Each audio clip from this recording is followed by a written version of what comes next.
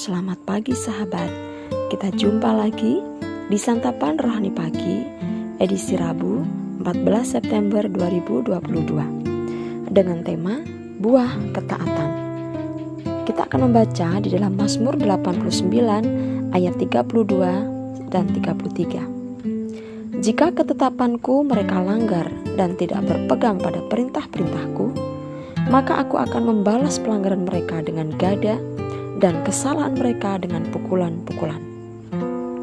Sahabat, Tuhan telah mendesain manusia dengan kehendak bebas atau free will, agar manusia dapat belajar memahami akibat dari pilihan-pilihan hidup yang diambil.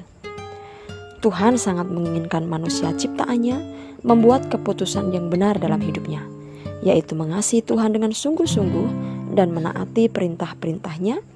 Dan Tuhan tidak akan pernah berdiam diri ketika melihat orang-orang yang hidup dalam ketaatan. Ia pasti menyediakan upah. Hidup dalam ketaatan inilah kehendak Tuhan bagi manusia. Sedangkan ketaatan itu sendiri untuk kebaikan dan mendatangkan manfaat bagi manusia. Yesus berkata dalam Yohanes 14 ayat 15, "Jikalau kamu mengasihi aku, kamu akan menuruti segala perintahku."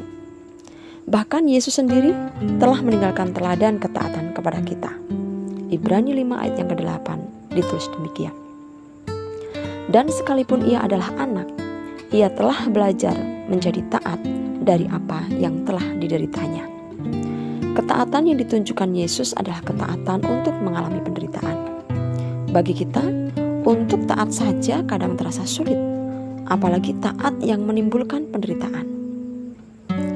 Banyak orang Kristen tidak lagi taat dan setia ketika doa mereka belum beroleh jawaban.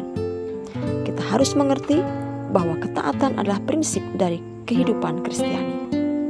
Ketaatan bukanlah kebutuhan tunggal, tetapi adalah sebuah semangat yang menggambarkan pola hidup kita. Kita harus memiliki semangat ketaatan seperti yang dimiliki oleh Tuhan Yesus kepada Bapanya. Tuhan Yesus berkata, "Sungguh, aku datang untuk melakukan kehendak-Mu." Bahkan ia menambahkan, "Makananku ialah melakukan kehendak Dia yang mengutus aku dan menyelesaikan pekerjaannya." Sahabat, ketaatan adalah prinsip utama dari kehidupan Kristus. Kita sering berkata kepada Tuhan dalam doa-doa kita bahwa kita mau melakukan apa yang menjadi kehendak-Nya. Tetapi bagaimana dengan prakteknya? Banyak yang kita lakukan bukanlah menurut kehendak-Nya, melainkan menurut kehendak kita sendiri. Kita seringkali tidak suka jika disinggung terus perihal ketaatan. Namun, sebagai anak-anak Tuhan, kita tidak bisa mengabaikannya, karena hal ini adalah prinsip yang berasal dari Alkitab. Tuhan akan memberikan upah bagi anak-anaknya yang mau hidup taat, seperti yang tertulis dalam Yesaya 1 ayat 19. "Jika kamu menurut dan mau mendengar, maka kamu akan memakan hasil baik dari negeri itu. Namun sebaliknya," ayat yang ke-20, "jika kamu melawan dan memberontak, maka kamu akan dimakan oleh pedang. Sungguh, Tuhan yang mengucapkannya." Sahabat, Tuhan sangat tegas pada poin ketaatan ini. Saat ini, Tuhan memberikan pilihan kepada kita, pemberontakan yang membawa kepada kehancuran, atau ketaatan yang membawa kepada hidup yang diberkati. Tuhan Yesus Kristus adalah contoh yang sempurna tentang ketaatan kepada Bapa. Ketaatannya bukanlah ucapan belaka, namun sebuah bukti nyata dari perbuatan. Filipi 2 ayat 9.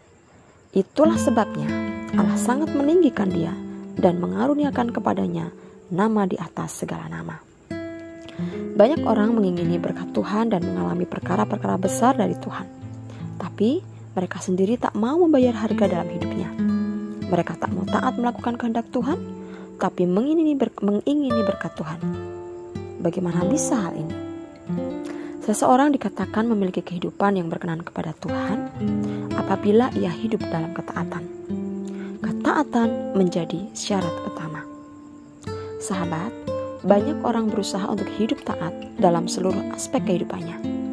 Namun, mereka seringkali menuai kegagalan. Mengapa hal ini terjadi? Karena ketaatan itu bisa diibaratkan seperti sebuah pohon. Ada ranting, daun, batang, dan juga buah yang kesemuanya itu bersumber pada akar. Di sini akar memiliki peranan yang sangat vital karena sebagai sumber yang membawa makanan ke seluruh bagian pohon. Begitu pula dengan ketaatan, harus dimulai dengan akarnya. Akhirnya, kita harus memulai ketaatan itu dari hal-hal yang paling mendasar, di mana hal ini akan menjadi akar bagi ketaatan-ketaatan yang lainnya. Ketaatan adalah harga yang mutlak jika seseorang ingin mengalami penggenapan janji Tuhan. Ketaatan bukanlah sebatas larangan untuk melakukan sesuatu atau keharusan melakukan sesuatu, tetapi merupakan keseluruhan dari gaya hidup yang harus dimiliki setiap orang percaya. Ketika ketaatan sudah menjadi gaya hidup dalam diri seseorang, maka melakukan firman Tuhan bukan lagi menjadi suatu beban atau memberatkan, melainkan menjadi sebuah kesukaan. Tuhan Yesus telah mendemonstrasikan ketaatannya kepada Bapa sebagai gaya hidup di sepanjang hidupnya. Hal itu tersirat dalam pernyataannya dalam Yohanes 4 ayat yang ke-34. Makananku ialah melakukan kehendak Dia yang mengutus aku dan menyelesaikan pekerjaannya. Sahabat, Tuhan memberikan perintah bukan bertujuan untuk membebani kita, namun sesungguhnya demi kebaikan kita sendiri, sebab Dia hendak menuntun ke jalan yang benar supaya rencananya tergenapi, yaitu kita memiliki kehidupan yang berkelimpahan dan masa depan yang penuh dengan harapan. Namun sahabat, yang disesalkan, orang memilih tidak mau taat mengikuti jalan Tuhan. Padahal firman Tuhan dengan tegas berkata, segala jalan Tuhan adalah kasih setia dan kebenaran bagi orang yang berpegang pada perjanjiannya dan peringatan-peringatannya. Nah sahabat, mari sebagai anak-anak Tuhan, kita harus terus belajar untuk hidup dalam ketaatan. Sebab ketika kita mengerjakan ketaatan itu, ada buah yang akan dihasilkan dari ketaatan tersebut. Sahabat, jikalau kita merasa tidak mampu melakukan suatu firman, mari jangan menyerah. Minta pertolongan Roh Kudus untuk memberikan kita kekuatan, kemampuan, sehingga sebagai anak-anak Tuhan kita dapat hidup taat kepadanya, menyenangkan hati Tuhan dan memberkati orang lain. Mari kita berdoa. Bapa, terima kasih untuk setiap firman yang selalu kami terima dalam hidup kami. Tuhan, mungkin ada kalanya kami lemah, kami merasa tidak sanggup untuk mengerjakan firman Tuhan dalam hidup kami. Ampuni kami Tuhan. Dan pagi hari ini kami bersyukur, kami boleh diingatkan, kami ditegur kembali bahwa ketika kami hidup taat, ada buah ketaatan yang akan kami nikmati. Ada janji Tuhan yang akan kami nikmati.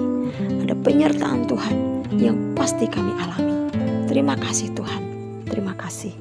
Kami bersyukur Tuhan untuk setiap firman yang datang dalam hidup kami. Dalam nama Tuhan Yesus kami berdoa. Amin. Selamat pagi sahabat. Selamat beraktivitas dan Tuhan Yesus memberkati. Amin.